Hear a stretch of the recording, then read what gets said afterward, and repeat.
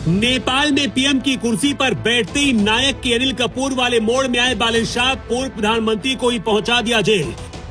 किसी पर बैन, किसी को जेल, सड़क से सरकार तक ऑर्डर पर ऑर्डर। लोग कह रहे ऐसा ही होना चाहिए पीएम। बालन शाह के 4 फैसलों से नेपाल में हड़कंप। नई सरकार में 1/3 से ज्यादा मंत्रियों का भारत से कनेक्शन। सड़क से लेकर सरकार तक प्रधानमंत्री की कुर्सी पर बैठते ही नेपाल में ऐसा तूफान आया जिसके बाद लोग कहने लगे कि पीएम हो तो बालन शाह जैसा। 35 साल की उम्र में प्रधानमंत्री की कुर्सी पर बैठने के बाद सबसे पहले बालन शाह ने उनके खिलाफ ऑर्डर जारी कर दिया, जिनकी वजह से नेपाल सुलगा था। मंत्रियों से लेकर पूर्व प्रधानमंत्री को भी जेल की सलाखों में डाल दिया गया है। गिरफ्तारियां हो रही है और लोग कह रहे हैं कि अनिल कपूर ने तो सिर्फ फिल्म में काम किया था, असली नायक तो बालन शाह है। बालन शाह ने रामनवमी के दिन ही भगवा अवतार में शपथ ली थी। माथे पर तिलक लगाकर उस दिन बता दिया था कि आगे क्या करने वाले। लेकिन अब नेपाल और बालन शाह की सरकार में 1-2 नहीं बल्कि 1/3 से ज्यादा ऐसे मंत्री बनाए गए हैं जिनका सीधा भारत से कनेक्शन है। यहाँ तक कि बालन शाह का खुद भारत से रिश्ता सामने आया है। भारत से नेपाल तक चर्चा है कि नेपाल अब हिंदू देश बनेगा। लेकिन पहले आपको बालन शाह के उन 4 फैसलों के बारे में बताते हैं जिनकी वजह से नेपाल के अंदर खलबली मची है। कई बड़े नेता देश छोड़ने की तैयारी में हैं।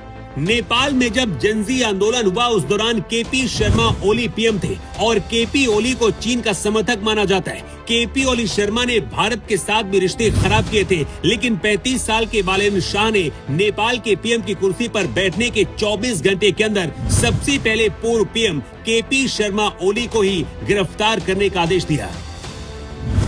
केपी शर्मा ओली जो कि पूर्व प्रधानमंत्री हैं, उनको गिरफ्तार किया गया है। इसके साथ ही उस दौरान रमेश लेखक जो कि गृह मंत्री थे, उन्हें भी गिरफ्तार किया गया है। इसके साथ ही दीपक खड़का पूर्व ऊर्जा मंत्री, रेखा शर्मा, रवि रिजाल पूर्व मुख्य जिला अधिकारी जैसे बड़े लोगों पर कार्रवाई हो रही है। बालन शाह ने सबसे बड़ा आदेश दिया है कि राज्य में अब प्रवेश परीक्षा कराने वाले कोचिंग सेंटरों को भी बंद कर दिया जाएगा। प्राइवेट कोचिंग संस्थानों को बंद करने की वजह से भारत में भी बालन शाह की तारीफ हो रही है और भारत में भी मांग हो रही है कि कोचिंग सेंटरों की लूट बंद होनी चाहिए।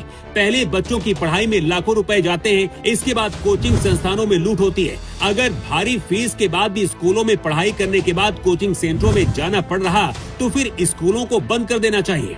नेपाल से ज्यादा बड़ा कोचिंग नेक्सस भारत में है। बालन शाह ने इसके साथ ही नेपाल में छात्र राजनीति पर रोक लगाई है। बालन शाह का कहना है कि जहां पढ़ाई वहां राजनीति की क्या जरूरत है।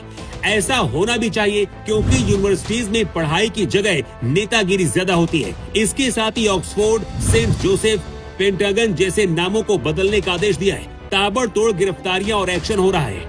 जनजी आंदोलन में जिन लोगों की मौत हुई उनके परिवारों को सरकारी नौकरी दिए जाने का आदेश दिया है, जिसकी वजह से कहा जा रहा है कि बालन शाह नायक फिल्म के अनिल कपूर जैसे एक्शन ले रहे हैं। बालन शाह के पीएम बनने के बाद कहा जा रहा है कि भारत के साथ रिश्ते अच्छे रहेंगे क्योंकि बालन शाह सनातनी पीएम है। उनकी कैबिनेट में मंत्री बनने वाले 1/3 से ज्यादा नेता भारत में पढ़े लिखे, यहाँ तक कि खुद पीएम बालन शाह ने भी भारत से पढ़ाई की है। कर्नाटक में बालन शाह रहे, इसीलिए भारत के साथ रिश्ते और यहाँ की लहर का अंदाजा है। दूसरी बात यह है कि नेपाल चीन के कर्जे में डूबा है। अगर नेपाल को कोई बचा सकता है तो सिर्फ भारत है।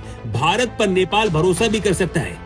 पीएम बनने के बाद बालन शाह ने कहा है कि भारत के साथ मिलकर वो काम करना चाहते हैं। पीएम मोदी ने भी बधाई दी है, लेकिन बालन शाह जिस तरह से एक्शन मोड में दिख रहे हैं, नेपाल के अंदर खलबली मची हुई है। पूर्व पीएम केपी ओली की गिरफ्तारी के बाद उनके समर्थक सड़कों पर आ गए हैं और आंदोलन पर उतारू हैं।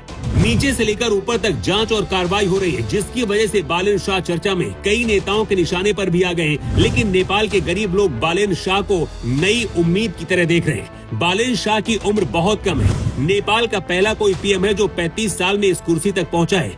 इसीलिए जनजी क्या चाहता है और उसे क्या चाहिए, बालन शाह ये शायद समझते हैं। लेकिन जिस रफ्तार से आगे बढ़ रहे हैं, क्या ये रफ्तार जारी रह पाएगी, ये एक बड़ा सवाल है। वैसे आपकी राय क्या है? कमेंट बॉक्स पर अपनी राय जरूर दें। अर्थ 24 के लिए ब्यूरो रिपोर्ट।